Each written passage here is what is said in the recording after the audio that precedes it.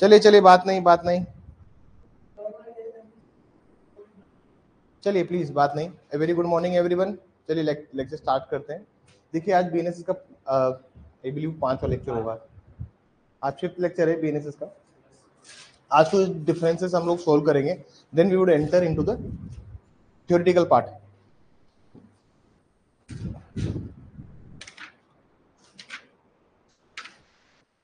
हमने last class में complain, हमने अब तक क्या क्या डिस्कस कर लिया है? चार्ज डिस्कस कर लिया है, bailable, non bailable, cognizable, non cognizable, complaint हमने डिस्कस कर लिया है।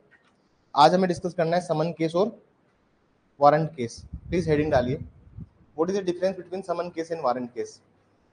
What is the difference between summon case and warrant case? Summon मामलों व वारंट मामलों के मध्य अंतर। समन मामलों व वारंट मामलों के मध्य अंतर। गुड मॉर्निंग तेजस्वी, गुड मॉर्निंग मुरली। समन मामलों वारंट मामलों के मध्य अंतर। देखिए समन केस और वारंट केस होते क्या है, इनकी सिंपल सी एक डेफिनेशन, अगर मैं आपको एक लाइन में अगर कोई आपको मैं डेफिनेशन बताऊं उनकी, तो सर समन मामले और वारंट मामले क्या होता है और इनके मध्य अंतर क्या होता है? 2 मिनट इसको सुन लीजिए। सर ऐसा है कि वो मैटर जो लेस देन 2 ईयर या फिर 2 ईयर तक के जो पनिशेबल मामले हैं वो मामले होते हैं समन मामले। किस भी मामले में अगर सजा 2 साल से कम है या 2 साल तक की सजा है तो वो मामले कौन से होते हैं? समन मामले। दूसरी बात, वारंट मामले कौन से होते हैं सर? वो मैटर्स जो जिनमें 2 साल से ज्यादा की सजा है या फिर डेथ और एलआई की सजा है, ठीक है ना सर? वो मामले क्या है सारे? वारंट मामले। ये मामले तय क्यों कर रहे हैं हम लोग ये क्यों तय कर रहे हैं कि कौन सा केस कौन से में, मतलब हम समन मामले और वारंट मामले को अलग अलग क्यों कर रहे हैं और बाइफरकेट क्यों कर रहे हैं? इसका सिंपल सा आंसर है ट्रायल। कैसे? ट्रायल कि विचारण जो होता है, अब मान लीजिए 2 साल से कम का मामला है तो उसका ट्रायल बहुत लंबा नहीं होगा और बहुत स्पीडी ट्रायल नहीं, मतलब उसका बहुत लॉन्ग ट्रायल नहीं होगा। उसके ट्रायल को कट शॉर्ट रखा जाएगा। कट शॉर्ट रखने का मतलब क्या है? कट शॉर्ट रखने का मतलब है सीधे सर, एक तो चार्जेस फ्रेम नहीं होंगे। क्या नहीं होंगे? एक तो आरोपों को विरचित नहीं किया जाएगा। दूसरी बात, वारंट मामले के अंदर सिर्फ आप क्या करते हो? चार्जेस फ्रेम करते हो। कौन सा सेक्शन है वारंट मामले में चार्जेस फ्रेम करने का? 2 सेक्शन है ना, वन ऑन द, ठीक है, 263 and 269 on the police report और other than the police report. ठीक है सर, ये 2 तरह के हमने कल लास्ट क्लास में हमने समझे। इसलिए सर एक तरफ लिखिए समन केस,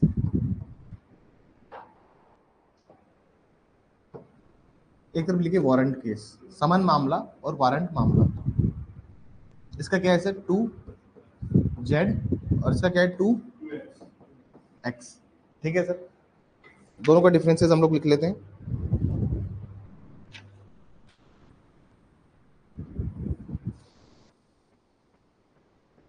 एनी मैटर, लिखिए point number 1, any matter which is punishable for less than 2 year, for less than 2 year or up to 2 year or up to 2 year or up to 2 year falls under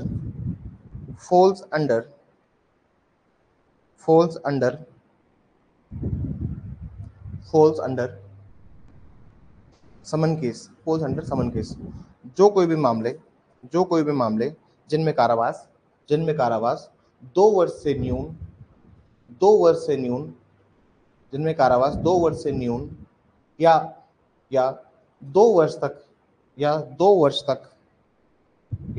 वर्ष तक की अवधि के लिए या 2 वर्ष तक की अवधि के लिए दिया गया है वह समन मामले होते हैं। इधर लिखिए प्लीज, वारंट केस में लिखिए, वारंट केस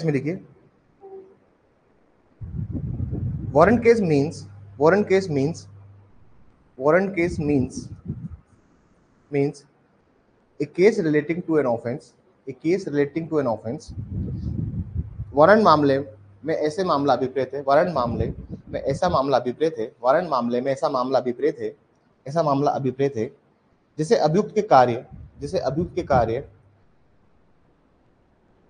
ऐसा मामला अभियुक्त के कार्य को काटेगा, प्लीज अभियुक्त के कार्य को काटेगा। ऐसे मामला अभिप्रेत है जो मृत्यु आजीवन कारावास या 2 वर्ष से अधिक के कारावास से दंडनीय है, या 2 वर्ष से अधिक के कारावास से दंडनीय है। Cases relating to offence punishable with death, comma, imprisonment for life, death, comma, imprisonment for life, or or imprisonment or imprisonment for a term exceeding 2 years, for a term exceeding 2 years, for imprisonment for a term exceeding 2 years.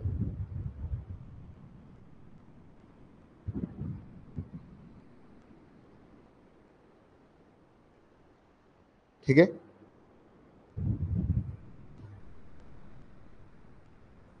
दूसरा point लिखिए, in summon case there is no need of framing of formal charge. In summon case there is no need of framing of formal charge. In summon case there is no need of framing of formal charge. समन मामलों में आरोपों को औपचारिक रूप से विरचित करने की आवश्यकता नहीं होगी। आरोपों को औपचारिक रूप से विरचित करने की आवश्यकता नहीं होगी। आरोपों को औपचारिक रूप से विरचित करने की आवश्यकता नहीं होगी।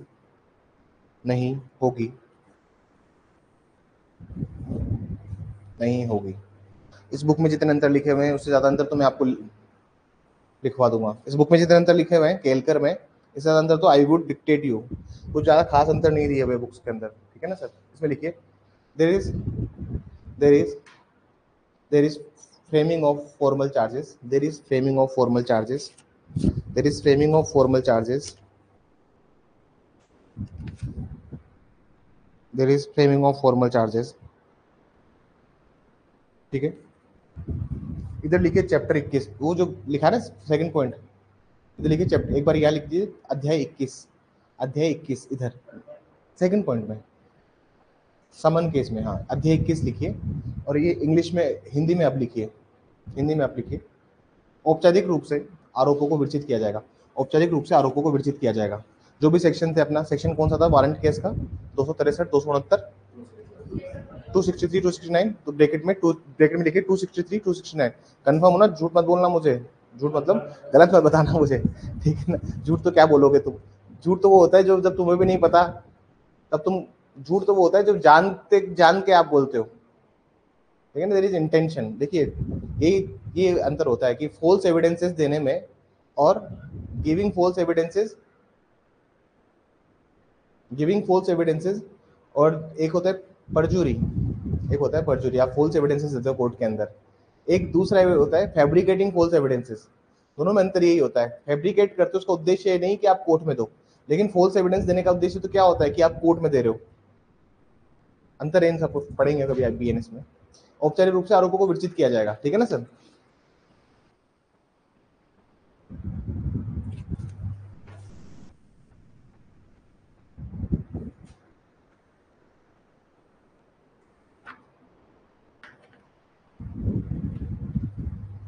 थर्ड अंतर लिखिए, summons case has only one type. Summons case has only one type. समन मामले केवल एक प्रकार के होते हैं। समन मामले केवल एक प्रकार के होते हैं। इधर लिखिए वारंट केस। वारंट मामलों में विचारण दो प्रकार से किया जाता है। In warrant case trial can be classified into two categories. दो प्रकार से विचारण किया जाता है। पॉइंट नंबर 1, पुलिस रिपोर्ट पर, on police report. Point number 2, other than police report.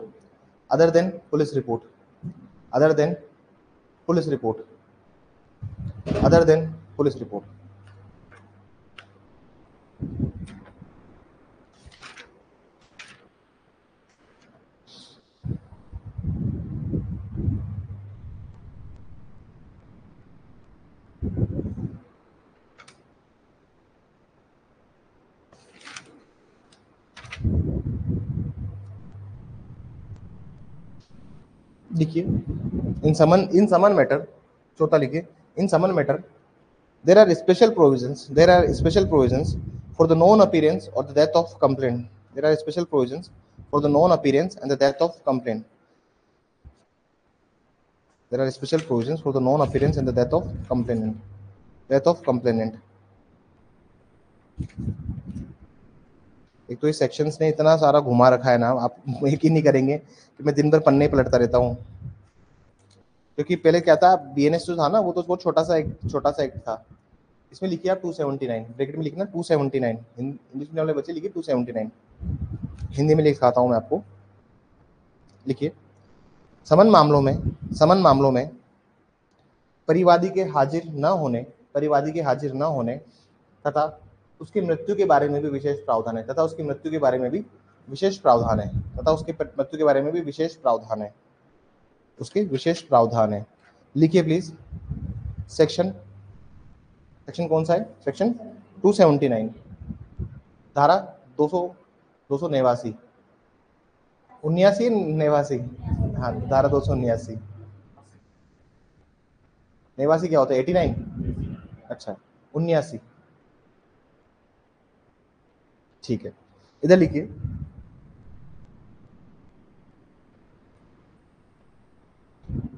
there are no specific provision in the warrant case with related to the death of complainant,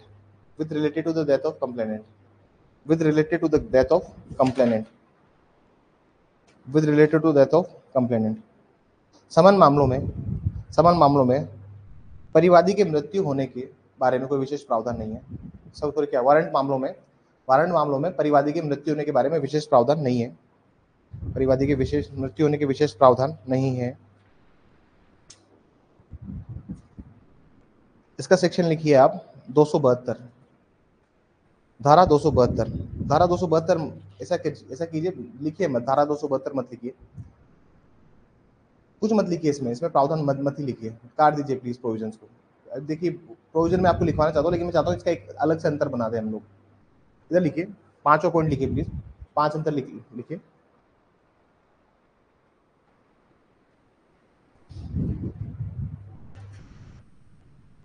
इसमें लिखिए, समन मामलों में परिवादी के अनुपस्थिति के बारे में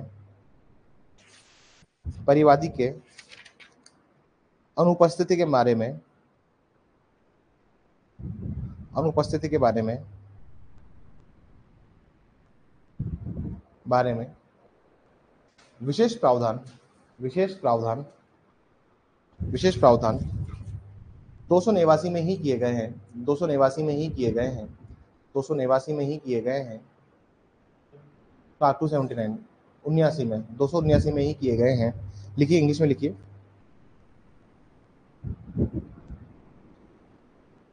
इन summon matter the absence of complainant also given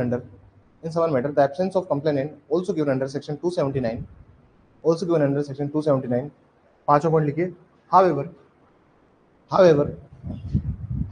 हालांकि, इधर लिखिए वारंट मामले में, हालांकि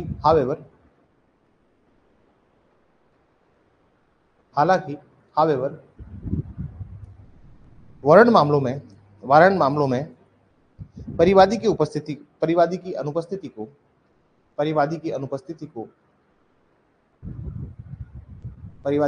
however in the warrant matters, हालांकि वारंट मामलों में परिवादी की अनुपस्थिति को धारा 272 के अंतर्गत दर्शाया गया है, धारा 272 के अंतर्गत दर्शाया गया है। ठीक है सर, आई थिंक ये 5 लिखिए। however in the warrant cases the absence of complainant has been mentioned in section 272 of the BNSS, 272 of the BNSS। ठीक है सर, तो ये मुझे लगता है 5 रेफरेंसेस है, जो बहुत मोर देन इनफ है, और हमने बहुत अंदर से निकाला है इसको। ठीक है ना सर? तो मेजरली क्या होता है, जब भी मैं किसी बच्चे की कॉपी देखता हूँ तो उस बच्चे की कॉपी में 2 ही मेरे को मेन डिफरेंसेस मिलते हैं। क्या मिलते हैं?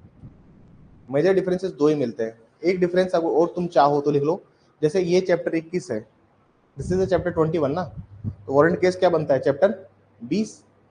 देखिए चैप्टर अध्याय 20 देखिए जाके एक बार, अध्याय 20 देखिए टेबल ऑफ कंटेंट्स में क्या है, अध्याय 20 चैप्टर 20, ठीक है ना सर। बच्चा क्या करता है फिर उस सेक्शन को लिखना स्टार्ट कर देता है कि यहाँ से लेकर यहाँ तक समन है, यहाँ से लेकर यहाँ तक वारंट केस है, इसका ट्रायल यहाँ से यहाँ तक है। इस तरह के डिफरेंसेस मैं अमूमन देखता हूँ बच्चों की कॉपी में, ठीक है ना सर। वारंट केसेस क्या जो है वो चैप्टर, ये चैप्टर 20 है। आप चाहो तो ऊपर भी लिख सकते हो यहाँ पर भी कि this is chapter 20, this is chapter 21 and this is chapter 20। आप चाहे तो अलग से भी उसको मेंशन कर सकते हैं, ठीक है सर। चलिए हम आगे चलते हैं, डिफरेंस लिखिए प्लीज, डिफरेंसेस लिखिए।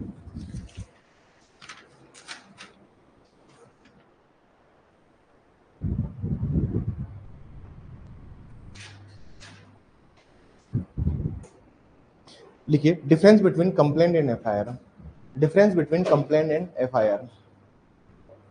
परिवाद व प्रथम सूचना रिपोर्ट के मध्य अंतर, परिवाद व प्रथम सूचना रिपोर्ट के मध्य अंतर, difference between complaint and FIR. लिखिए कंप्लेंट में फर्स्ट पॉइंट लिखिए प्लीज।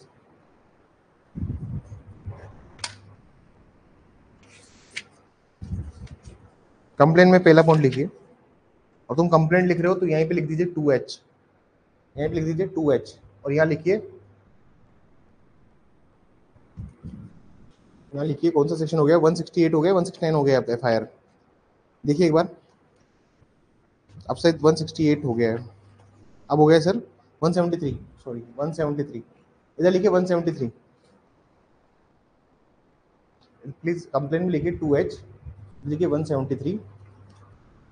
जो बेसिक डिफरेंस है वो मैं ये लिखा देता हूँ 173, इधर लिखिए चैप्टर 13, चैप्टर 13,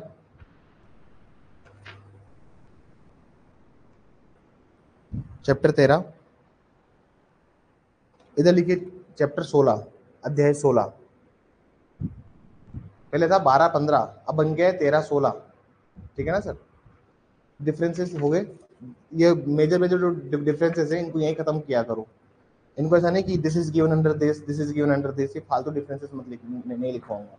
और तुम लोग भी अवॉइड किया करो, तुम भले से 4 ही डिफरेंस लिखो, 5 डिफरेंस लिखो, लेकिन वो सॉलिड डिफरेंस होने चाहिए, ताकि एग्जामिनर को ना लगे कि तुम टाइम पास कर रहे हो, ठीक है ना। ये इसमें डिफाइन किया, वो उसमें डिफाइन किया, वो सब नहीं करने का अपने, ठीक है। इसमें लिखिए please, any allegation made, point number 1, any allegation made, any allegation made orally or in writing, orally or in writing to the magistrate, to the magistrate, to the magistrate against any offense, against any offense,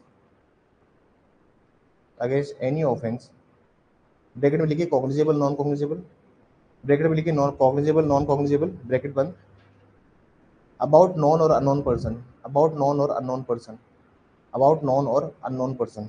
Hindi में लिखिए, हिंदी में लिखिए magistrate को दिया गया कोई अभिकथन, magistrate को दिया गया कोई अभिकथन, मजिस्ट्रेट को दिया गया कोई अभिकथन जो कि मौखिक या लिखित रूप से, जो कि मौखिक या लिखित रूप से किया गया हो, जो कि मौखिक या लिखित रूप से किया गया हो, जो कि मौखिक या लिखित रूप से किया गया हो, मौखिक या लिखित रूप से किया गया हो, तथा तथा तथा वह कथन, तथा वह कथन, तथा वह कथन जो कार्रवाई किए जाने की दृष्टि से, वह कथन जो कार्रवाई किए जाने की दृष्टि से,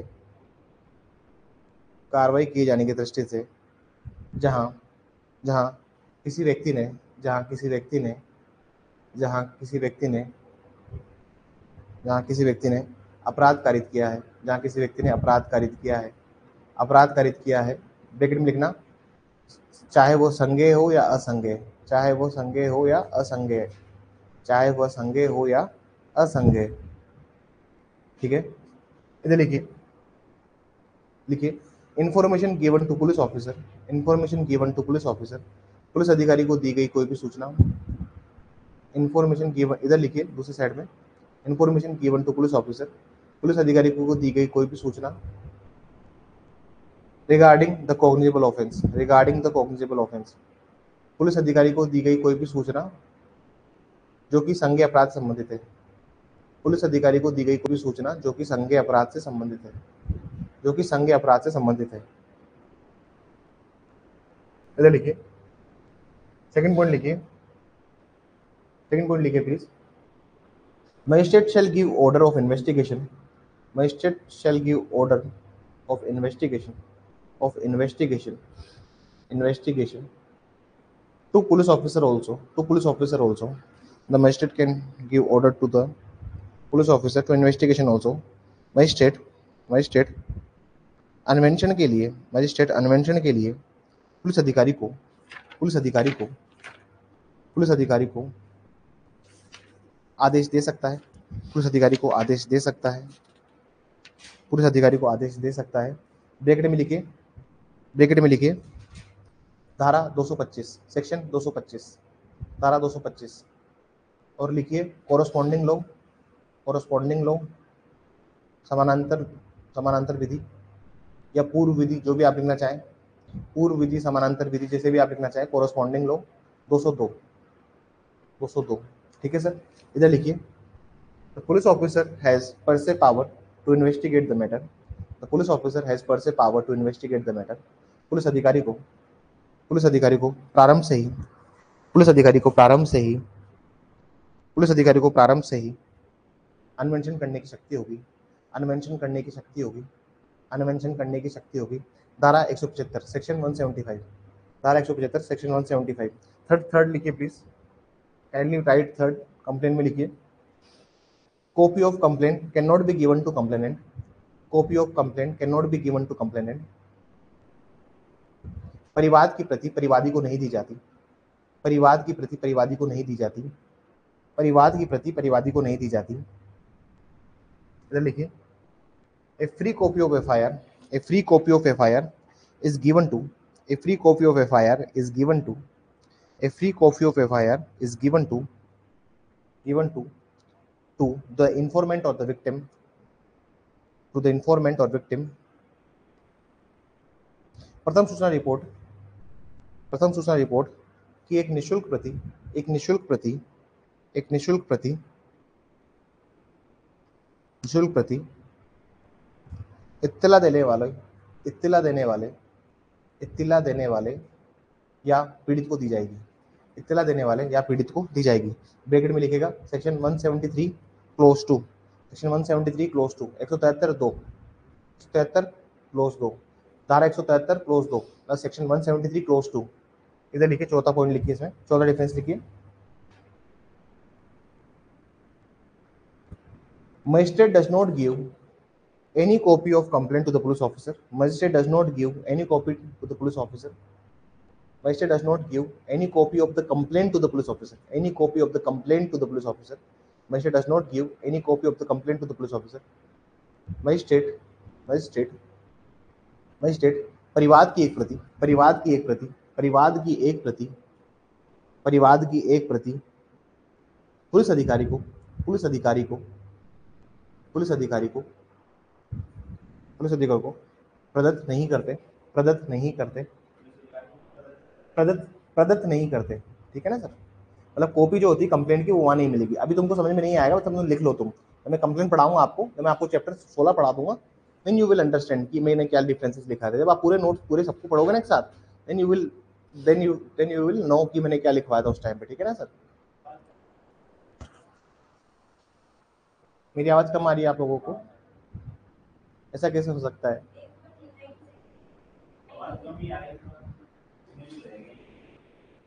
ऐसे कैसे हो सकता है? आज मैं धीरे बोल रहा हूँ क्या? थोड़ा सा क्या है, चलिए ठीक है, थोड़ा सा स्लो कर दीजिए।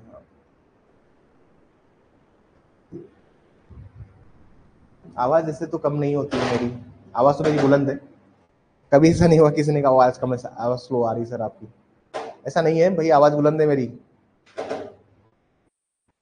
मे भी एक्सटर्नल नॉइज ज्यादा आ रही होगी, है ना। ऑनलाइन वाले बच्चों को तो जारी ना, मतलब तुम लोग रिकॉर्डिंग तो देख पाओ, मेरे मालूम पड़ रहा है ऑनलाइन भी नहीं जा रही हो। आवाज सही आ रही है क्या ऑनलाइन वाले बच्चों, बताओ।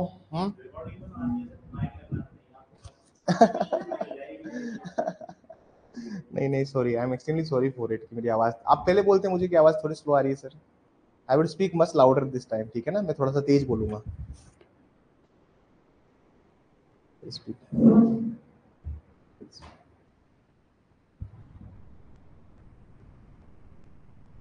Saturday days are always grey and होता है ना, सैटरडेज आर ऑलवेज ग्रे। शनिवार जो शुक्रवार होता है ना, मुझसे ग्रे सा होता है थोड़ा सा, कि ठीक है, लेकिन कल आपका लोगों का टेस्ट है टीपीए का और जूनियर जस्टिस का। Be prepare for it. तैयारी कर रहे हैं आप लोग टीपीए की, सारे एमसीक्यूज निकाल लीजिए, नोट्स पढ़ लीजिए। मेरे को लगता है कि नोट्स के बाद कुछ बचता नहीं है। कुछ बच रहा है क्या सर एमसीक्यू, कोई किसी बुक का कोई एमसीक्यू बच रहा है? Have you guys seen it? I think 35 class more than sufficient थी और हमने बहुत डीप लेक पढ़ाई थी सब्जेक्ट्स को, and those notes are very wonderful. मतलब उनको प्लीज रखना अपने साथ। मतलब यहाँ का हर एक नोट्स जो है ना, वो बहुत ही ज्यादा ज्वेल है, प्रीशियस ज्वेल है आप लोगों के लिए, उसको प्लीज रखना, क्योंकि हम हर चीज को डिटेल में लिखते हैं और कोई ऐसा सवाल नहीं होगा जो आपको नहीं आएगा। आपने वो बुक देखी है मैडम, विनय कुमार गुप्ता, कुछ बाहर जा रहा है उससे, उसमें कवर्ड है अपने नोट्स में सब कुछ, और कुछ सेक्शन जो छुड़वा दिए बीच में, 80 82 83 84, उनको नहीं पूछ, उनसे क्वेश्चन पूछते भी नहीं है। बीच में जो सवाल छुड़वाए मैंने, उनसे सवाल आते भी नहीं है। तो आप उस पर ट्रस्ट रखिएगा, और सवाल जो है वो they are very relevant and to the point. ठीक है सर। हाँ, वेर वी वर,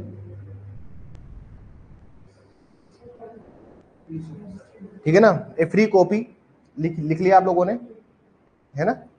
जो थर्ड पॉइंट लिखिए एफआईआर में। हाँ, फोर्थ पॉइंट लिखिए। फोर्थ पॉइंट हम लोग हिंदी में लिखा है, ठीक है। लिखिए, one copy of FIR, one copy of FIR can be given to magistrate, one copy of FIR can be given to magistrate, one copy of FIR can be given to magistrate. प्रथम सूचना report की एक प्रति, अब तेज आ रही है आवाज। प्रथम सूचना रिपोर्ट की एक, आप लोग मुझे पहले बोलते थे, प्रथम सूचना रिपोर्ट की एक प्रति, एक प्रति, एक प्रति मजिस्ट्रेट को प्रदत्त की जाएगी, मजिस्ट्रेट को प्रदत्त की जाएगी, मजिस्ट्रेट को प्रदत्त की जाएगी, मजिस्ट्रेट को प्रदत्त की जाएगी। लिखिए प्लीज, इसमें इसमें आप लिखिए सेक्शन 177, धारा 177, धारा 177, this is section 177। Earlier this provision was 158। पहले जो क्या था, ये पूर्व में क्या था, 158 सीआरपीसी का था, अब बीएनएसएस का क्या बन गया है, 177। ठीक है सर। और क्या हो सकते हैं, कोई बताएगा मुझे? बताइए, आप लोग बताइए। देखिए, अच्छे अंतर देखोगे ना तभी सब सिलेक्ट हो गए, और डिफरेंसेस के सवाल हर साल आते हैं, मैं आपको पुराने पेपर से दिखा दूंगा, अंतर हर साल पूछे जाते हैं। बताइए, मैंने आपको बताया होगा कि सर कॉग्निजेंस जो होता है एफआईआर वाले मामलों में इन्वेस्टिगेशन के बाद होता है, लेकिन कंप्लेन में कब कब होता है? कंप्लेन में on the day you have given the complaint to the magistrate, magistrate साहब थोड़ा सा आपका, आपके विटनेसेस वगैरह का एग्जामिनेशन करेंगे, और उसी टाइम क्या ले लेंगे, कॉग्निजेंस ले लेंगे। तो लिखिए इसमें, in the in the complain cases, in the complain cases, परिवाद के मामलों में, परिवाद के मामलों में, परिवाद के मामलों में, परिवाद प्रस्तुत होने पर, परिवाद प्रस्तुत होने पर मजिस्ट्रेट अपराध का संज्ञान करेंगे, मजिस्ट्रेट अपवाद, मजिस्ट्रेट अपराध का संज्ञान करेंगे, परिवाद प्रस्तुत होने पर मजिस्ट्रेट अपराध का संज्ञान करेंगे। In the complain cases the magistrate will take, the magistrate will take, the magistrate will take cognizance, the magistrate will take cognizance, the magistrate will take cognizance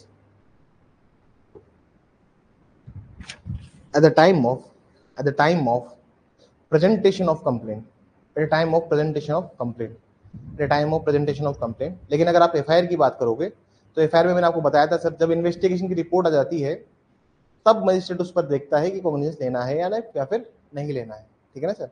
उसमें लिखिए however in the cases of, हालांकि हालांकि हालांकि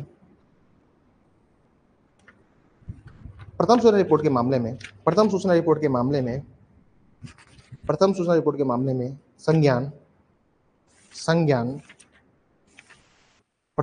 के मामले में संज्ञान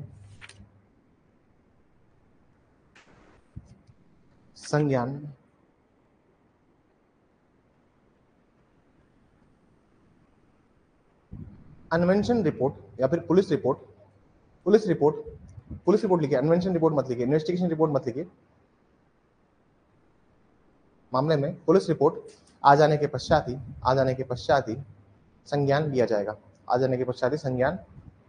जाएगा, लिखिए in the cases of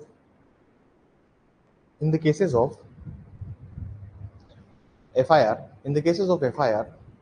the magistrate will take cognizance after submission of police report on investigation, बात समझ में आ गई सर? कितने डिफरेंसेस हो गए और बताओ, और लिखवाएं? बहुत है, क्योंकि देखिए इतना ही समय मिलता है और इतना ही टाइम होगा आपके पास। हमें भर भर के नहीं लिखवाना चाहता, लेकिन ये जो 5 डिफरेंस है ना, इनको तुम 7, 8, 9 भी बना सकते हो। ये इस अध्याय में दिया हुआ है, उस अध्याय में दिया हुआ है। ऐसे बुरे दिन मेरे संस्था के बच्चों के नहीं आएंगे, ठीक है ना सर। इनको कहता हूँ मैं बुरे दिन, जिनको कुछ अंतर आता नहीं है और फिर आप ऐसे लिखने स्टार्ट कर दें, ये इस सेक्शन में, वो उस सेक्शन में, मैं इसके बिल्कुल खिलाफ हूँ। क्योंकि देखिए अंतर है, बहुत सारे अंतर है। मैं कंप्लेन में भी बता देता हूँ। कंप्लेन में देखो, इस कंप्लेन केसेस में और भी अंतर बता देता हूँ मैं आपको। मैं ओरली बता देता हूँ। 5 में लिखवाने में तुम्हें 7, 8, 9, 10 तक पहुंचा दूंगा गाड़ी को। लेकिन वही बातें फिर धक्के से अंतर ढूंढने पड़ेंगे। मेजर डिफरेंसेस है वो तो ये है। दूसरी बात क्या होती है सर कि देखिए, जहां पर आप कंप्लेन केसेस में जाते हो तो कंप्लेन केसेस में making over of the cases भी होता है। मतलब मेकिंग ओवर का मतलब आप ये समझिए कि मेकिंग ओवर का मतलब होता क्या है। मेकिंग ओवर का मतलब ये होता है कि जो केसेस होते हैं, जो मामले होते हैं, उनको मजिस्ट्रेट साहब क्या करते हैं, मजिस्ट्रेट दूसरों को सुपुर्द करते हैं लेने के पश्चात। एक बार बैरेक निकाल लीजिए, मैं आपको दिखा देता हूं, प्लीज एक बार देखिए। 212 देखिए प्लीज एक बार। Making over of the cases to magistrate. ये सर मेकिंग ओवर जो होता है ना सर, ये मेकिंग ओवर कंप्लेन केसेस में होता है। कहाँ पे होता है? परिवाद वाले मामलों में होता है। लेकिन FIR वाले मामलों में सीधे FIR रजिस्टर्ड होती है। इसी का आपको 212 दिख रहा है ना आपको? एक बार आप प्लीज देखिए, 223 का बी पॉइंट देखिए। 223 निकालिए, एक हाथ रखिए 212 पर, एक हाथ रखिए 223 पर, उसका बी पॉइंट देखिए।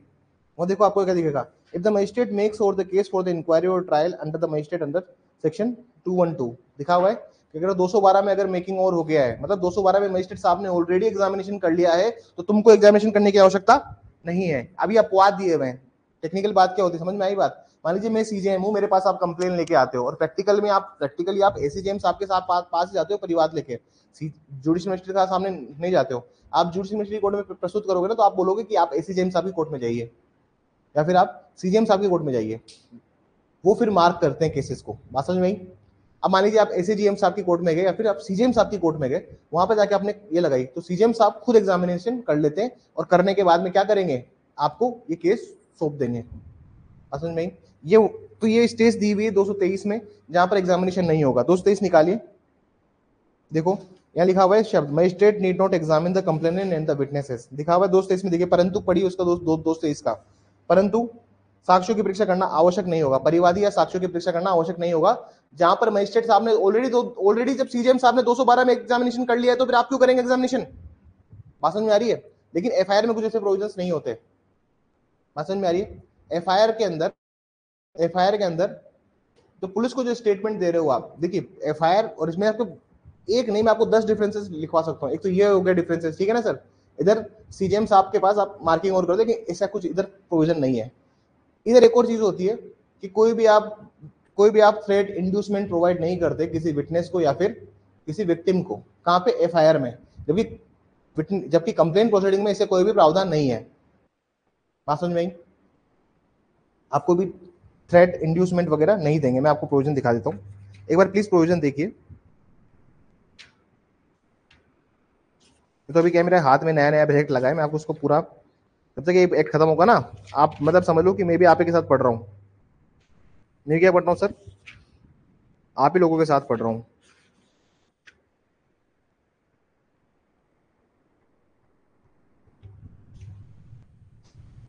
मतलब मैं भी आप ही लोगों के साथ में इस बैलेट को पढ़ रहा हूँ सर, ठीक है ना। मुझे भी सर इतना ही आता है जितना आपको आता है, ये बात आप समझ के चलिए।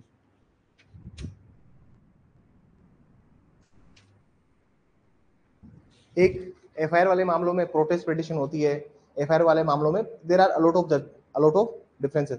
प्रोटेस्ट पिटिशन होती है इधर, जबकि उधर कोई प्रोटेस्ट पिटिशन का काम ही नहीं होता।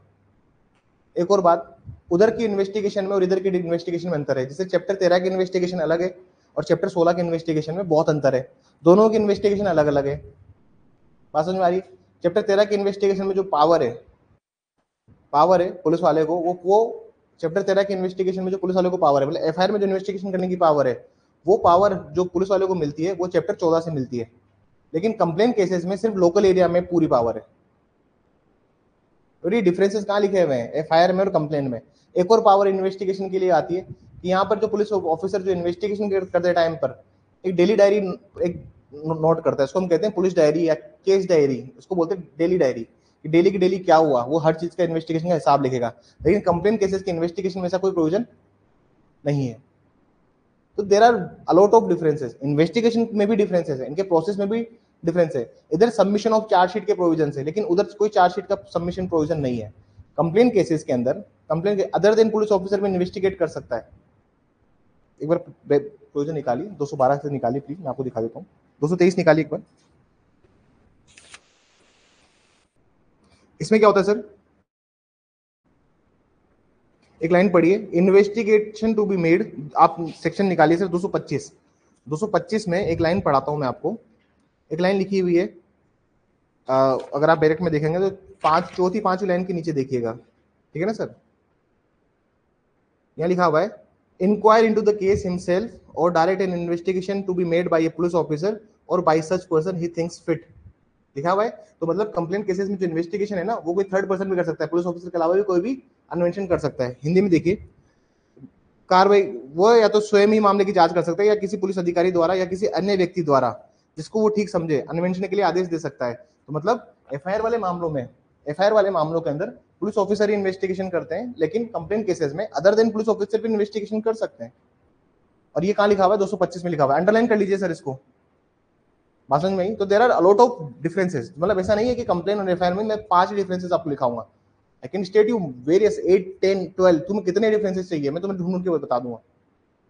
तो समझ में आ रही बात। डिफरेंसेस में कभी भी ये मत लिखना कि ये सेक्शन में दिया, वो सेक्शन में दिया, इस अध्याय में दिया हुआ, उस चैप्टर में, उस चैप्टर में। तो प्लीज ये सब मत करना। स्टैंडर्ड आंसर लिखोगे तो ही इस तरह के मार्क्स मिलेंगे, और इस तरह के मार्क्स नहीं मिलेंगे, बच्चा कहता है स्टैंडर्ड मार्क्स नहीं मिलते, उसका मेन रीजन ये है कि आंसर क्वालिटी में इंप्रूवमेंट लेके आइए, कंटेंट में इंप्रूवमेंट लेके आइए। आपको जब भी भगवान मेंस लिखने का मौका दे, आप अच्छा लिखें, और आप इतना अच्छा लिखें कि आप रैंक निकालें। और वो एक दिन में नहीं होता है सर, आपकी कंटिन्यूस हार्ड वर्क से आप उस चीज को प्राप्त करेंगे। मतलब आपका जो कंटिन्यूस एफर्ट है वो आपको उस लेवल तक लेके जाएगा। उसके लिए you have to work rigorous hard, है ना सर। चले, तो मेरे को लगता है इतने डिफरेंसेस काफी हैं, 5 बता दिए, 2 4 और बता दिए। हेडिंग डालिए, difference between investigation inquiry and trial. Difference between investigation inquiry and trial. Please copy को 3 भागों में डिवाइड करेंगे। Investigation,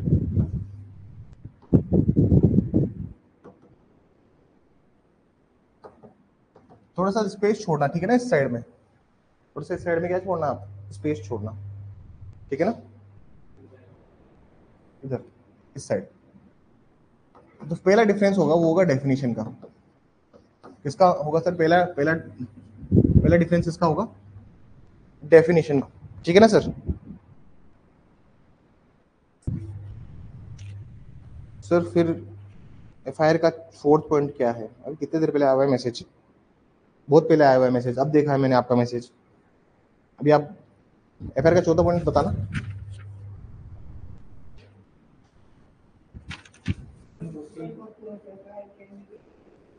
one copy of the FIR can be given to the magistrate. ठीक है ना sir?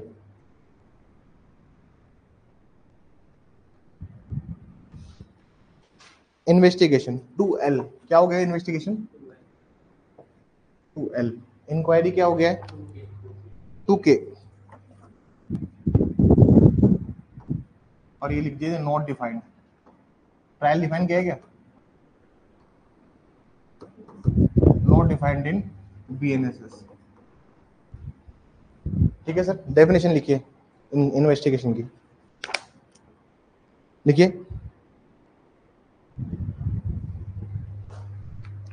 The purpose of investigation, the purpose of investigation, the purpose of investigation is collection for evidence, is collection for evidence, is collection for evidence by a police officer, by a police officer, or by any person, by any person, by any person other than magistrate, by any person other than magistrate, other than magistrate, comma, who is appointed by magistrate, who is appointed by magistrate, who is appointed by magistrate, who is appointed by magistrate। देखिए, अनवेंशन का उद्देश्य, अनवेंशन का उद्देश्य, अनवेंशन का उद्देश्य साक्ष्य एकत्र करने के लिए है, साक्ष्य एकत्र करने के लिए है, साक्ष्य एकत्र करने के लिए है, तथा तथा तथा ऐसी कार्रवाई, तथा ऐसी कार्रवाई पुलिस अधिकारी द्वारा, तथा ऐसी कार्रवाई पुलिस अधिकारी द्वारा, पुलिस अधिकारी द्वारा या किसी ऐसे अन्य व्यक्ति द्वारा, या किसी ऐसे अन्य व्यक्ति द्वारा जो मजिस्ट्रेट से भिन्न है, या किसी ऐसे अन्य व्यक्ति द्वारा जो मजिस्ट्रेट से भिन्न है, या ऐसे किसी व्यक्ति द्वारा जो मजिस्ट्रेट से भिन्न है, भिन्न है, तथा जो मजिस्ट्रेट द्वारा प्राधिकृत है, तथा जो मजिस्ट्रेट द्वारा प्राधिकृत है, तथा जो मजिस्ट्रेट द्वारा प्राधिकृत है, तथा जो मजिस्ट्रेट द्वारा प्राधिकृत है। इंक्वायरी लिखिए प्लीज 2K।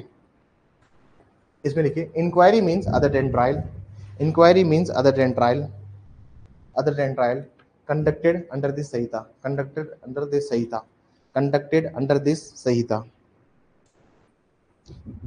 जांच विचारण से भिन्न है, जांच विचारण से भिन्न है, जांच विचारण से भिन्न है, जांच विचारण से भिन्न है, तथा तथा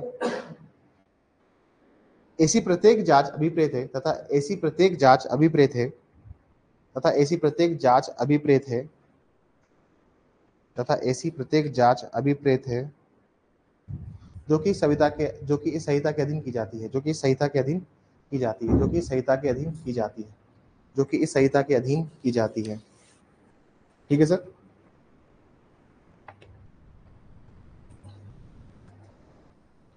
डिफाइन तो नहीं है, लेकिन आप बिना डिफाइन के भी लिखिए।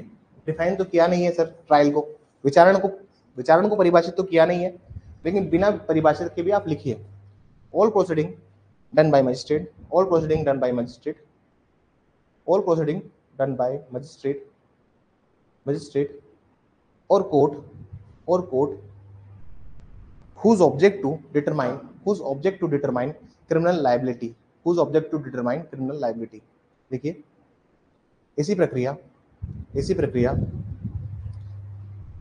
ऐसी प्रक्रिया जो कि, जो कि मजिस्ट्रेट या न्यायालय द्वारा की जाए, जो कि मजिस्ट्रेट या न्यायालय द्वारा की जाए, ऐसी प्रक्रिया जो मजिस्ट्रेट या न्यायालय द्वारा की जाए, जिसका उद्देश्य, जिसका उद्देश्य, जिसका उद्देश्य दांडिक दायित्व को, दांडिक दायित्व को अवधारित करना हो, दांडिक दायित्व को अवधारित करना हो, अवधारित करना हो। ठीक है ना सर?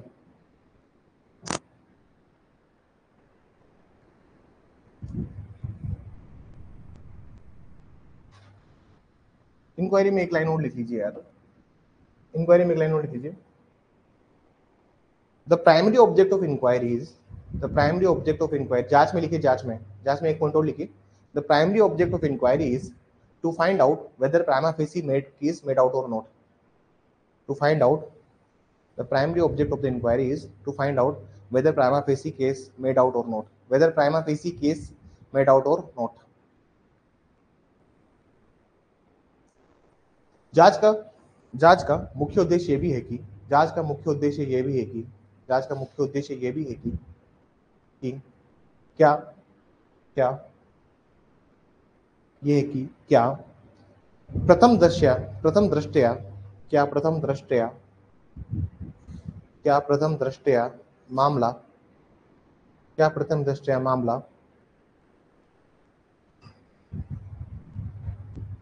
क्या प्रथम दृष्टया मामला उजागर हुआ है या नहीं, उजागर हुआ है या नहीं, उजागर हुआ है या नहीं। तो कुछ ढंग का शब्द नहीं मिल रहा था। मैंने आप लोगों ने क्या लिखा, उजागर ही लिखा, बनता है या नहीं, या फिर बना है या नहीं, उजागर हुआ है या नहीं। हाँ हाँ, उजागर हुआ है या नहीं, उजागर लिखा है। इसमें शब्द अटक, ये क्या होता है ना कि कभी कभी होता है कि आप बनता है या नहीं या बना है या नहीं, ये बहुत बहुत ही डायरेक्ट में तो कुछ नहीं लिखा हुआ ऐसा। अरे वो बेसिकली क्या होता है ना, ये जो शब्द है ना, बनता है या नहीं या बना है या नहीं, ये शब्द बुक्स ने यूज किए हैं, ठीक है ना। डायरेक्ट में ऐसा कुछ नहीं है। हम क्रिमिनल केसेस में उजागर लिखते हैं कि मामला उजागर होना पाया गया। जैसे जो कोर्ट की ट्रायल होती है ना, वहाँ पे उजागर शब्द हम यूज करते हैं। तो पहले मैं सोच रहा था कि बनता है लिखवाऊं, लेकिन फिर मैंने कहा छोड़ो यार, उजागर ज्यादा अप्रोप्रिएट वर्ड है, क्योंकि आप जब पुलिस की चार्जशीट आएगी तो उसमें उजागर होना वो लोग लिखते हैं। बना है, बनता है, ऐसे शब्द जो होते हैं वो थोड़े से out of word, out of code dictionary है हिंदी में। ठीक है सर, यहाँ लिखिए प्रोसीडिंग, प्रक्रिया, ठीक है ना सर। यहाँ लिखिए प्रोसीडिंग, सेकंड डिफरेंस लिखिए प्रोसीडिंग। सर ये सवाल आया हुआ है, ठीक है ना, इन्वेस्टिगेशन, इंक्वायरी और ट्रायल का डिफरेंस पूछा हुआ है आरजीएस में 2021 का पेपर दिखाऊंगा अभी मैं आपको, उसमें पूछा था मुझसे। यहाँ लिखिए प्रोसीडिंग, प्रक्रिया, प्रोसीडिंग। ये लिखिए it's a non judicial proceeding. क्या लिखिए, नॉन जुडिशियल प्रोसीडिंग, गैर न्यायिक प्रक्रिया, गैर न्यायिक प्रक्रिया, नॉन जुडिशियल प्रोसीडिंग। और ये कौन सी है sir, judicial proceeding.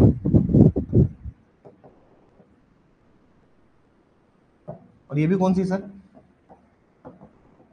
Judicial proceeding.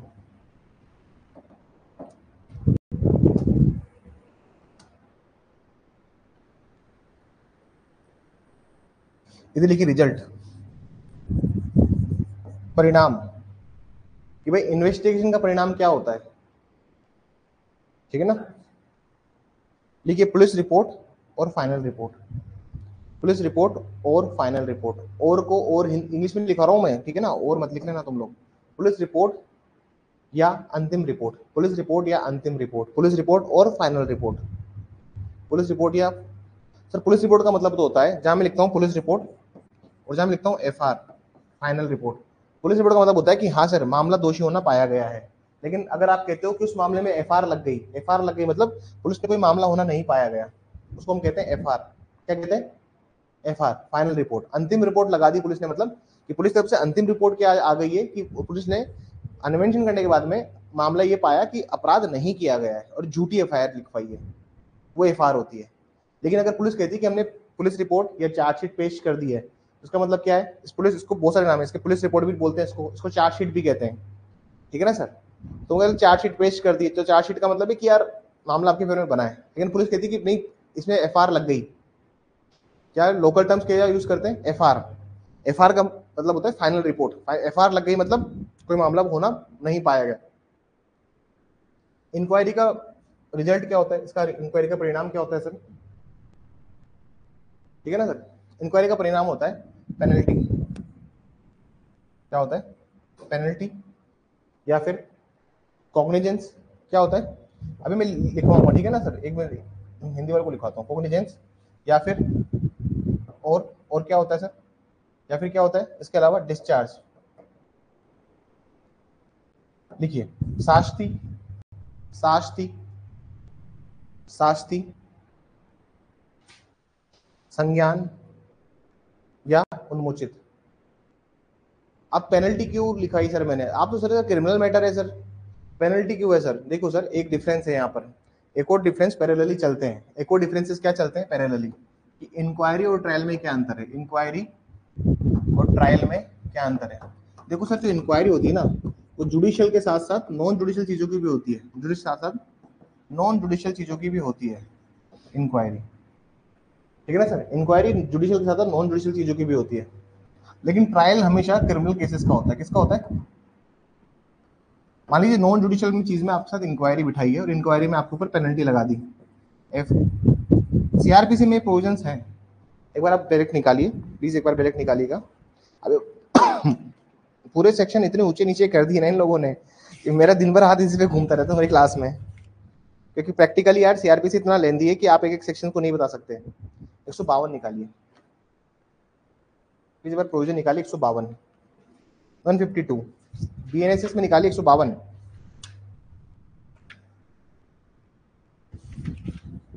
152 आप पढ़ रहे हो?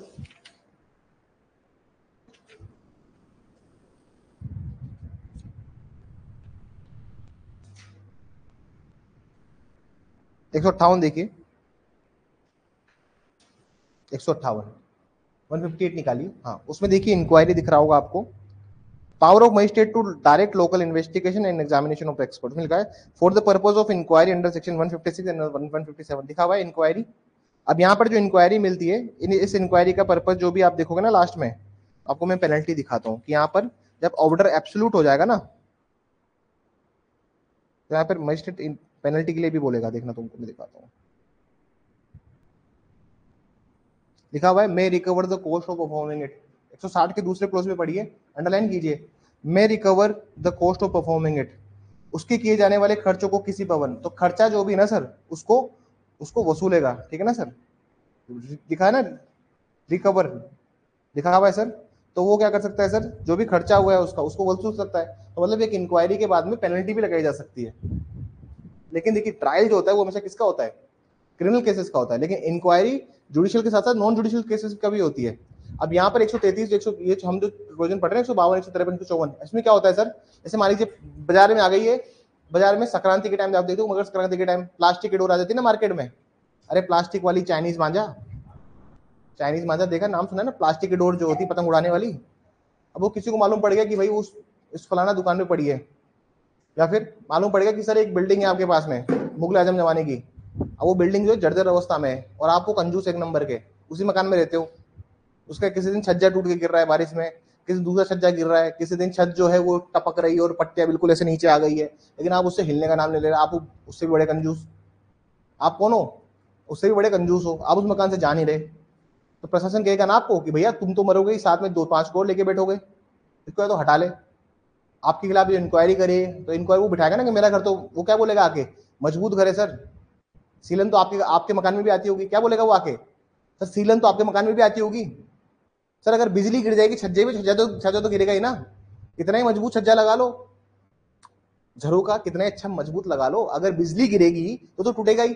तो एसडीएम साहब क्या करेंगे या फिर मजिस्ट्रेट साहब क्या क्या करेंगे, सर पकड़ लेंगे अपना और इंक्वायरी करवाएंगे, और इंक्वायरी के बाद में अगर पता लगा कि ये आदमी सही में कंजूस है, इसकी बिल्डिंग वाकई में रहने लायक नहीं है, उसको बोलेंगे या तो रिपेयर कर या फिर गिरा, तू नहीं गिराएगा तो फिर हम गिराएंगे। बात समझ में आ गई सर? तो इस तरह की इंक्वायरी में क्या दे देते हैं, पेनल्टी। जरूरी नहीं इंक्वायरी क्या है, इंक्वायरी का पर्पज ये कि प्राइमा फेसी केस बन रहा है या नहीं बन रहा है, प्रथम दृष्टया मामला उजागर हो रहा है या नहीं हो रहा, मुख्य उद्देश्य यही है। समझ में आ गई सर? नहीं इसमें नहीं है पावर, देखो कौन कौन दे सकता है, 152 पढ़िए कौन कौन से मजिस्ट्रेट लिखे हुए।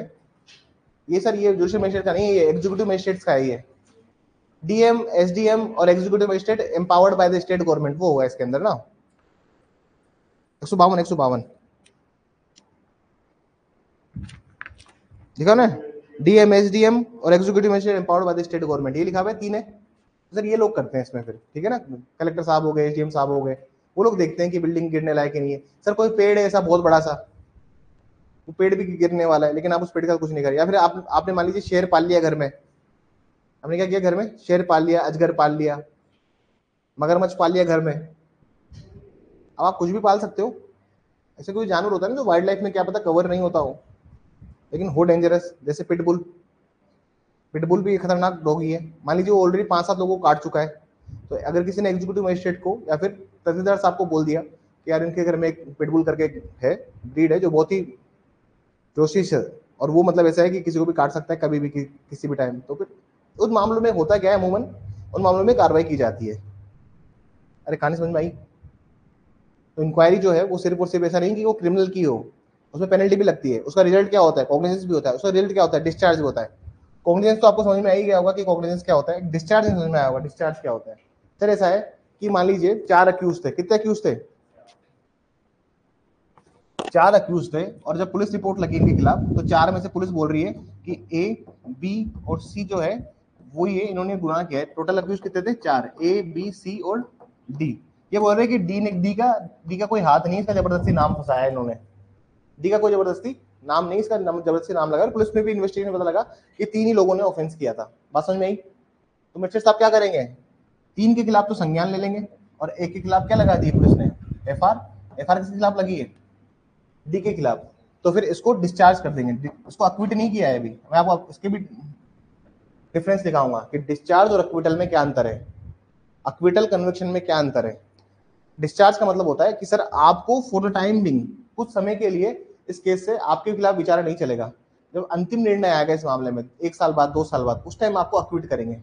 डिस्चार्ज का मतलब ये भी होता है कि सर आपको अगर हमने शुरुआत में डिस्चार्ज कर दिया, लेकिन ट्रायल जब स्टार्ट हुआ, जब मान लीजिए ट्रायल स्टार्ट होता है यहाँ से, और यहाँ से चार्ज फ्रेमिंग होते हैं, और यहाँ पर आके पता लगता है कि भैया असली जो आदमी था ना मास्टरमाइंड सबके पीछे, वो तो ये था। तो डिस्चार्ज अक्यूट नहीं किया, डिस्चार्ज किया, इसका मतलब ये कि दोबारा इसके इसके खिलाफ संज्ञान लिया जा सकता है। 319 कौन सा सेक्शन लगता है फिर, अब 319 अब क्या बन गया है, एक देखिए यार जल्दी से 319 सवाल बहुत इंपॉर्टेंट है, यहाँ सवाल आता है हरदीप सिंह केसेस का, जैसे मल्टीपल टाइम में केसेस आए हैं। 319 बन गया है 358, क्या बन गया है 358, 358 बन गया है 319, ठीक है ना सर। तो फिर उस टाइम पर कॉग्निजेंस लिया जाता है। बात समझ में आ गई?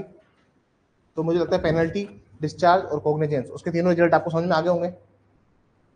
अभी मैं लिखवा दूंगा फिर समझोगे तुम, समझ में नहीं आएंगे तो रटे में नहीं आएंगे। नॉन जुडिशियली तो है वो इंक्वायरी,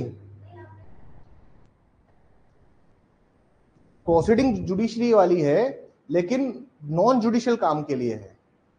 जुडिशियल का मतलब होता है कि सर न्यायिक कार्य, चाहे आप मजिस्ट्रेट वाला जो कार्य होता है ना, चाहे वो आप एसडीएम वाला हो, डीएम वाला हो, ईएम वाला हो, कार्य तो जुडिशरी कर रही है। मतलब जुडिशियल मतलब होता है कि यार न्याय संगत जो कार्य है वो समझो आप। न्याय संगत मतलब जो न्यायिक रूप से जो कार्य किया जाता है, इसमें आप ये मत समझिए कि आप सर वो तो मजिस्ट्रेट साहब दूसरे हैं, वो तो न्यायिक मजिस्ट्रेट है ही नहीं, नहीं ऐसा नहीं है। एग्जीक्यूटिव मजिस्ट्रेट, जुडिशियल मजिस्ट्रेट, ये जो डीएम एसडीएम और एग्जीक्यूटिव मजिस्ट्रेट है, ये लोग भी जुडिशरी के अंदर ही आते हैं कहीं ना कहीं। अभी मैं आपको बताऊंगा, ये याद करो, जब हम लोग रिमांड देने की बात करते हैं, किसकी बात करते हैं, रिमांड देने की, पुलिस रिमांड देने की, पुलिस पुलिस कस्टडी देने की, तो 7 दिन तक की पावर तो एग्जीक्यूटिव मजिस्ट्रेट के पास भी है, अगर आपको पता हो तो। नहीं है, 167(5)A है शायद, एक 1A है या 2A है, ऐसा कुछ है, 167(1A)(2A) ऐसा कुछ है, या 3A ऐसा कुछ है, एक एडिशनली सेक्शन उन्होंने जोड़ा है। तो कहने का मतलब है सर वो कार्रवाई न्यायिक मत समझिए उसको, जुडिशियल नॉन जुडिशियल दोनों के लिए लगता है। जुडिशियल नॉन जुडिशियल मतलब कि सर इंक्वायरी का पर्पज यही है कि कोई न्याय संगत कार्य हो रहा है या नहीं हो रहा है। पुलिस वालों का ये सब काम नहीं होता, इनकी पूरा नॉन जुडिशियल काम है।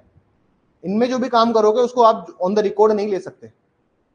मान लीजिए कल को बिल्डिंग गिर गई, जिस बिल्डिंग के लिए पूरी बात चल रही थी, अब जब वो बिल्डिंग गिरी, जब मैडम का सवाल ये है कि सर ये जुडिशियल कैसे होगा, अगर अगर आप नॉन जुडिशियल में भी अगर काम कर रहे हो, तो मतलब सजा देने के अलावा भी कोई काम कर रहे हो, तो फिर वो जुडिशियल थोड़ी हुई। मान लीजिए मैडम वो बिल्डिंग गिर गई, कल को उसको नोटिस दे रहे थे, उसको बोला था खाली कर ले, लेकिन समय के पहले क्या हो गई, बिल्डिंग गिर गई। जैसे बिल्डिंग गिरी 4 लोग मरे, इसकी जो भी कार्रवाई की फाइल चल रही है, प्रोसीडिंग चल रही है, वो सारी फाइलें यूज होगी नहीं होगी उस वाली कार्रवाई में, जब 4 लोग उससे तब के एक्सपायर हुए, यूज होगी ना। तो उस तरह से मैं बोल रहा हूँ आपको। बात समझ में आई? और नहीं समझ में आया तो कोई बात नहीं।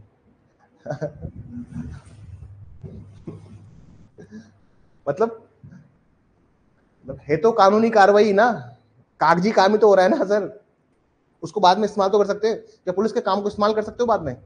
वो नहीं कर सकते, उसमें कोई वो नहीं है। ठीक है ना सर, कहाँ पे पहुंचे हम लोग, इधर लिखिए कन्विक्शन और अक्विटल, इधर लिखिए कन्विक्शन और अक्विटल। अल्टर ट्रायल का क्या होगा, कन्विक्ट कर दोगे या फिर क्या कर दोगे, अक्विट कर दोगे ना सर, दोष मुक्ति या दोष सिद्धि, है ना, ये होगा इसका। इधर लिखिए सर प्लीज, इधर लिखिए, इधर लिखिए प्रारूप, जल्दी क्या लिखिए, प्रारूप, किस फॉर्म में रिपोर्ट आएगी, ठीक है ना सर, किस फॉर्म में, किस फॉर्म, मतलब इसलिए प्रारूप लिखिए, फॉर्म लिखिए, FORM, फॉर्म, इसका फॉर्म क्या रहेगा, इसका प्रारूप क्या रहेगा, ठीक है ना सर। तो ये तो आती है रिपोर्ट के रूप में। इन्वेस्टिगेशन की क्या आएगी, रिपोर्ट, इसकी क्या आएगी, रिपोर्ट। इंक्वायरी का क्या आएगा, ऑर्डर, इंक्वायरी का क्या आएगा सर, ऑर्डर, आदेश, इसमें लिखिए रिपोर्ट, इधर लिखिए आदेश। और ट्रायल में क्या लिखेंगे, जजमेंट, क्या आएगा ट्रायल में, किस रूप में आता है सर, ट्रायल का जो एंड ऑफ द रिजल्ट आता है किस रूप में आता है, जजमेंट के रूप में आता है। इसका किस पे आता है, ऑर्डर के रूप में आता है, कि कॉग्निजेंस ले लिया है उसके ऑर्डर को, कॉग्निजेंस लिए जाने के ऑर्डर को हम लोग रिवीजन में चैलेंज करते हैं, कहां करते हैं, रिवीजन लगाते हैं, before the court of session and the high court. बात समझ में आई। जैसे मामला नहीं बन रहा था, पुलिस वाले कह रहे थे कि यार कोई मैटर नहीं बन रहा है, पुलिस वाले ने FIR लगा ली। कभी कभी ऐसा होता है कि FIR लगी है, पुलिस कह रही कि कोई मामला नहीं बन रहा है, फिर भी मजिस्ट्रेट साहब क्या लेते हैं, उसके विरुद्ध कॉग्निजेंस ले लेते हैं। हुआ आरुषि तलवार के अंदर, राजेश तलवार के अंदर, राजेश तलवार वर्सेस एनसीटी ऑफ दिल्ली, उसमें यही हुआ था, वर्सेस स्टेट ऑफ यूपी, इसमें यही तो हुआ था कि तलवार साहब कह रहे हैं और सीबीआई ये सब लोग कह रहे हैं कि भाई कोई मामला बन नहीं रहा, लेकिन मजिस्ट्रेट ने बोला नहीं नहीं मर्डर इसी ने किया है, इसी को लो, और उसमें कॉग्निजेंस लिया। फिर बात समझ में आई। तो कहने का मतलब ये होता है सर, कहने का मतलब ये समझिए कि ये फॉर्म ऑफ ऑर्डर होता है, और लिखिए फर्दर प्रोसीडिंग, फर्दर इधर हेडिंग डालिए, further proceeding, further proceeding,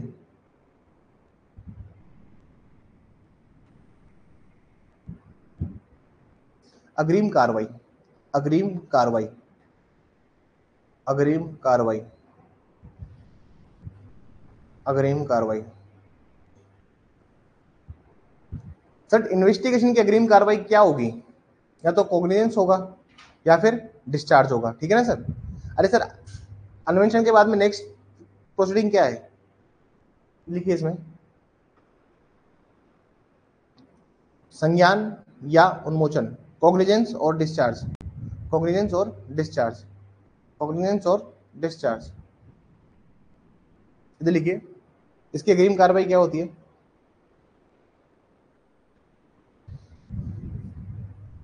discharge, penalty and trial, discharge, penalty and trial, discharge, penalty and trial, उन्मोचन, शास्ति या विचारण, उन्मोचन, शास्ति या विचारण, उन्मोचन, शास्ति या विचारण।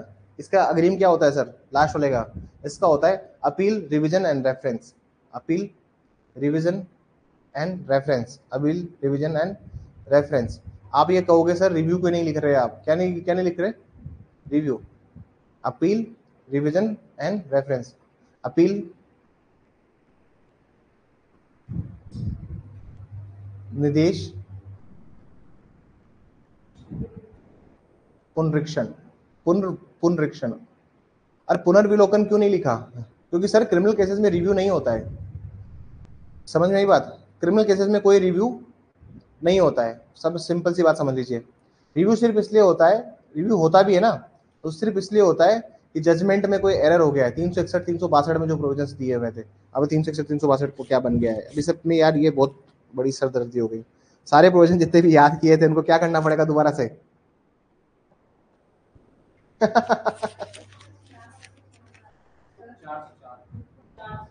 361 402 403 एक बार निकालिए प्लीज। अरे सर शुरुआत में समय लगता है, सेक्शन तो ऊपर नीचे हो रखे ना, अंडरलाइन कर लीजिए ठीक है एक बार।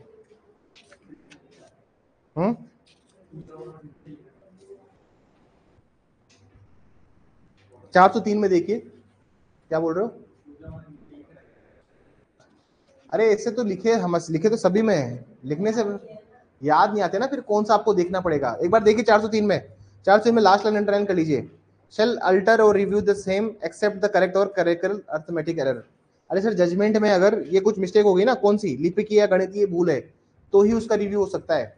तो मतलब ऑर्डर का रिव्यू नहीं होता, जजमेंट का रिव्यू नहीं होता, किसमें, क्रिमिनल केसेस में। लिखा हुआ है सर, उसका पुनर्विलोकन नहीं करेगा, लिखा हुआ है सर, सिवाय उसमें कोई परिवर्तन नहीं करेगा तो उसका पुनर्विकलन नहीं करेगा। मतलब पुनर्विकलन तभी होगा जब कौन सी लिपि की या फिर गणितीय भूल होती है, सर यही है रिव्यू का मेन प्रोविजन 403। बात समझ में आई?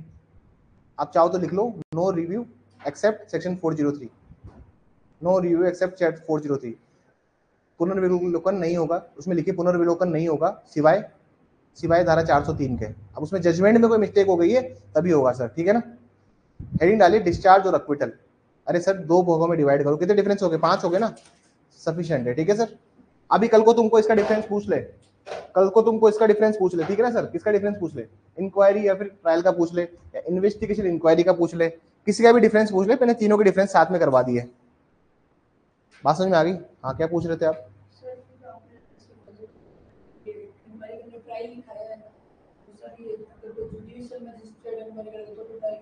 अरे वो एक्सेप्शनल केसेस की बात कर रहा था मैं, जुडिशियल मजिस्ट्रेट वाले की।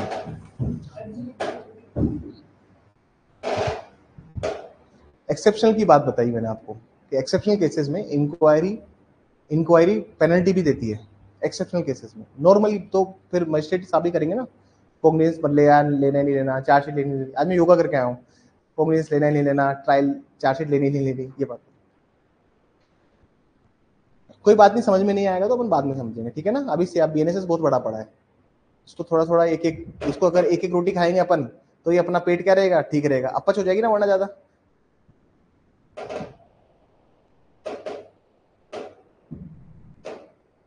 देखो सर, सामान्य काम है सीआरपीसी का सजा दिलाना, लेकिन एक स्पेशल प्रोविजन है जो कि बात करता है प्रिवेंटिव की। किसकी बात करता है?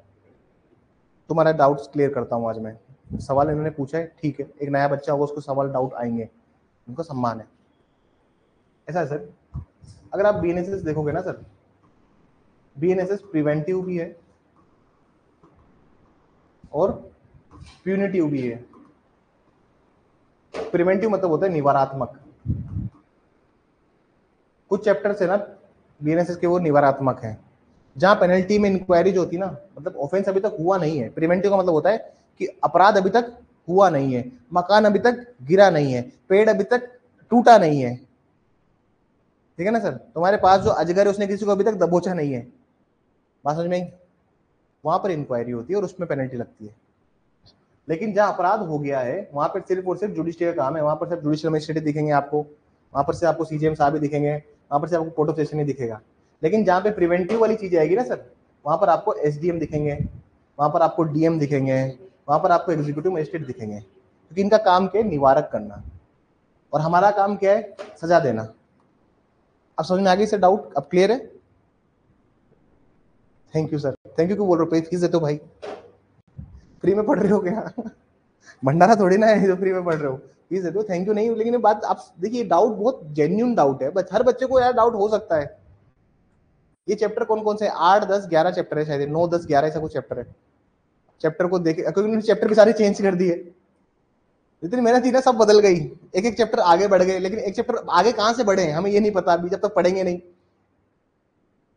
समझ में आ रही है? प्यूनिटिव मतलब होता है कि अपराध हो चुका है, अब ट्रायल चलाओ। जो मैंने आपको 152 वगैरह पढ़ाया ना, वो सब इसमें आते हैं प्यूनिटिव में, कि अपराध नहीं हुआ है अभी तक रोक लो जिसको रोकना है। जैसे धारा 144 का ऑर्डर होता है ना सर, अब जो नया सेक्शन बन गया है 163, अभी बहुत लाइन बहुत उस पर मुर्शिदाबाद में ये लगाया हुआ है, मुर्शिदाबाद बंगाल में ना। अब क्या होता है 163 में ऑर्डर में, समझिए बात, 144 हो गया 163 हो गया, इनका ऑर्डर क्या होता है, प्रिवेंटिव मतलब कि सर दंगा भड़कने वाला है तो 144 लगा दिया। हो सकता है ना किसी की मृत्यु हो गई, हत्या हो गई, समाज विशेष के, दो समाज विशेष में झगड़े हो गए हों, तो अब भाई दंगा होने वाला है, दंगा भड़कने वाला है, तो मजिस्ट्रेट साहब ने क्या तो इस तरह के क्या है, आप प्रिवेंट कर रहे हो, निवारक कर रहे हो कि और दंगा ना भड़के। जिसने मारा है उसको तो सजा कहा, जिस आदमी की मृत्यु हुई है, जिसने भी उस आदमी को मारा है, जैसे कन्हैया लाल को मारा, उसको सजा तो इन्होंने ही दी ना। लेकिन उसके बाद जो स्थिति खराब हो रही थी उदयपुर में, जो उसको रोकने के लिए कर्फ्यू वगैरह लगाया गया, वो तो इन्होंने लगाया, क्योंकि वो निवारक कर रहे थे उसका डैमेज कंट्रोल। जैसे कश्मीर में अभी क्या लग गया, 163 लग गई। ठीक है सर, आज के लिए इतना ही, डिस्चार्ज एक्विटल कल पढ़ेंगे। आज मैं थोड़ा योगा करके आया हूँ सुबह सुबह, तो मैं थोड़ा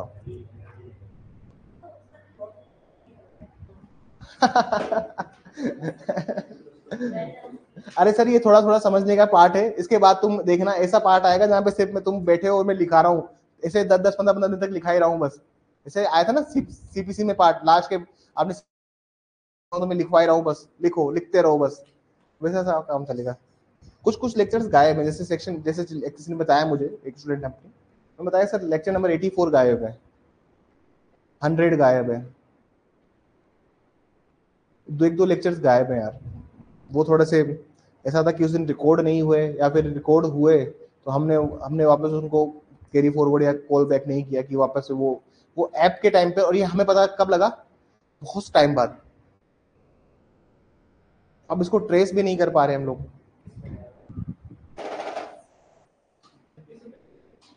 सीपीसी में 2-3 लेक्चर गायब हैं। ठीक है ना, thank you so much sir.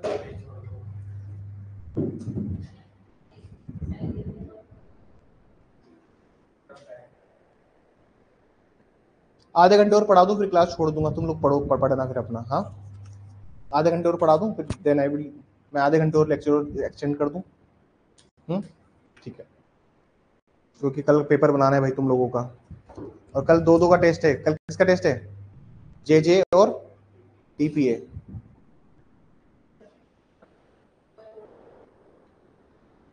Please लिखिए, मैं तो वापस लिखवाने स्टार्ट कर रहा हूँ, जल्दी जो करना है करो, मैं तो लिखवाने स्टार्ट कर रहा हूँ। प्लीज हेडिंग डालिए, what is the difference between discharge और complaint, what is the heading between discharge and complaint, इसको कंटिन्यू करेंगे। अरे सर कुछ नहीं, 5-7 लेक्चर बचे उसके अंदर, किसके अंदर? एसआरए के अंदर।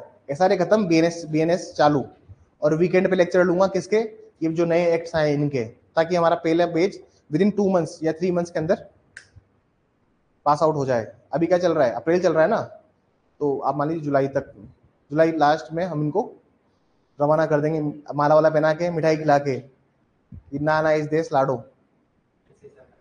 आना तो सिर्फ जज बन के आना, अदरवाइज ना ना। जज बन के आना, तैयारी करने के लिए आना, मेंस के आंसर टेस्ट सीरीज लिखने के लिए आना। इस क्लास के शायद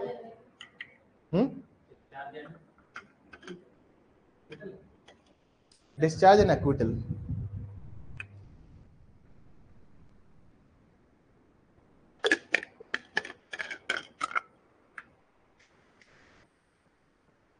बहुत सारे लोग पास आउट हो जाते हैं, कुछ बच्चे रास्ते में सफर छोड़ गए, उनको लगता था कि जज बनना जो है ना, वो ऐसा काम है कि वो 1 महीने में जज बन जाएंगे या 2 महीने में जज बन जाएंगे। हाँ समय लगता है, समय देना पड़ता है, समय को भी समय देना पड़ता है। तुम चाहो कि तुम्हारे कपड़े सूख जाएं, हाँ सुबह सुबह 3 बजे, वो तुमको दोपहर 3 बजे का वेट करना पड़ेगा ना। तुम चाहते हो आधे घंटे में सूख जाओ, तो you to give the time, वो तो समय होता है, समय चाहिए होता है। हाँ सर्दी की बात कर रहा हूँ मैं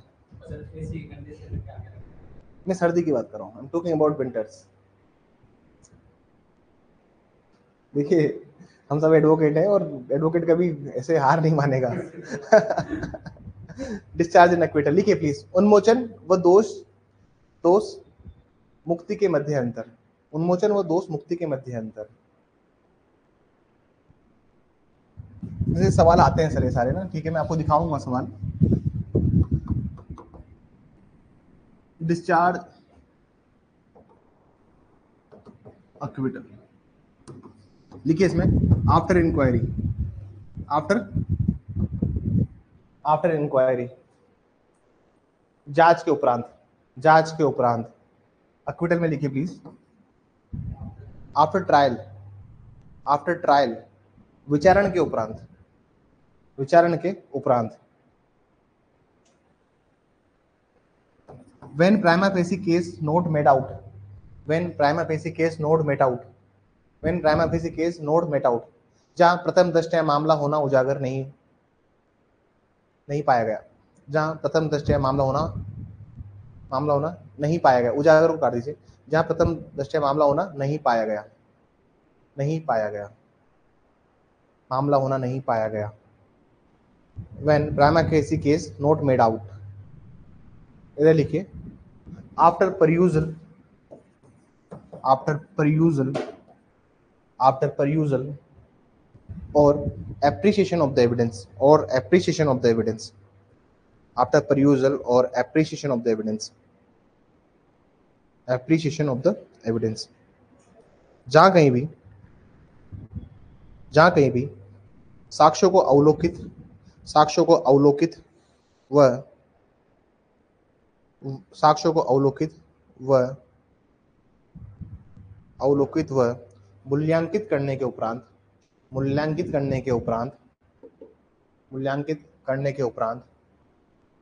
आदेश दिया गया हो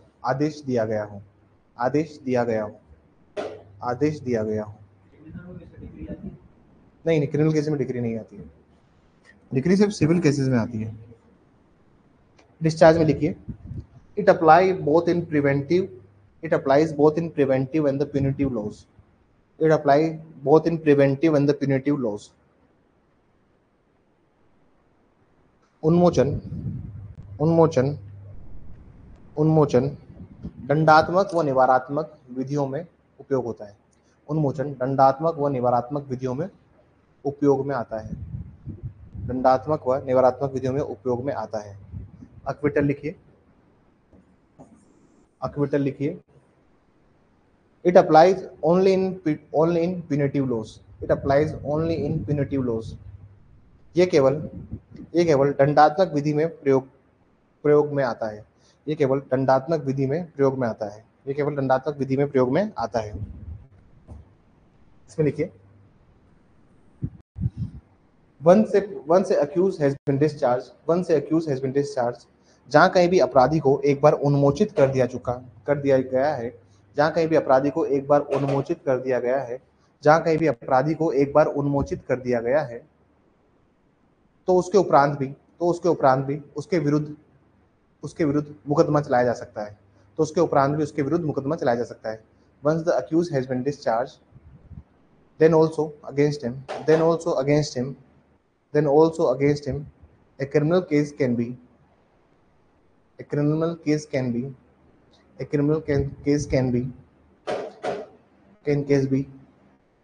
taken up. Criminal case can be taken up. Bracket में लिखेगा सेक्शन 300, कौन सा हो गया सर? अब 319 को कौन सा बताया था अभी मैंने? अब ब्रैकेट में लिखेगा सर, प्लीज ब्रैकेट में लिखिए 358, ठीक है ना? ब्रैकेट में लिखा सेक्शन 358। इधर लिखिए, there can not be second trial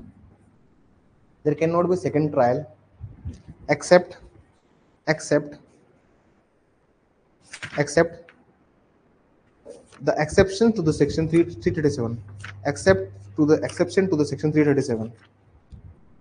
कोई दूसरा विचारण नहीं किया जाएगा सिवाय धारा 337 के प्रावधानों के,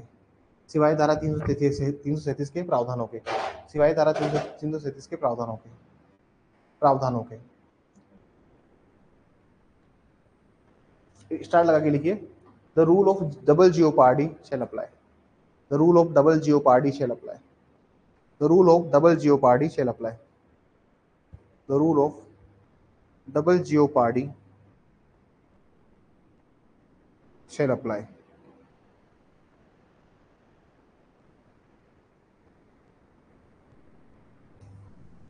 डबल जियोपार्डी को आप लोग डबल जेपार्डी बोलते हैं ना, ऐसा कुछ बोलते हैं, क्या बोलते हो आप लोग डबल जियोपार्डी को? आर्टिकल लिखिए, आर्टिकल 20 क्लोज 2, आर्टिकल 20 क्लोज 2, 20(2), अनुच्छेद 20(2) लिखिए, क्या बोलते हो आप लोग डबल जियोपार्डी को? कुछ शब्द है डबल जियोपार्डी के लिए अच्छा सा, लिखिए, दोहरे खतरे का सिद्धांत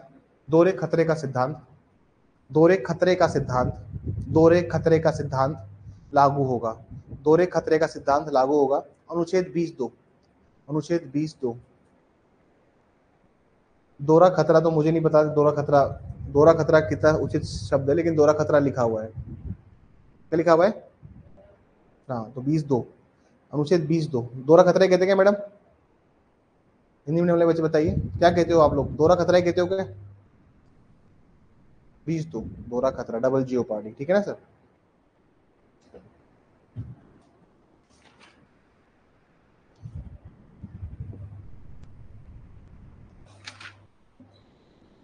ठीक है, that's all for today. Thank you everyone. That's all for today. अच्छे से पढ़ाई कीजिए कल के टेस्ट के लिए।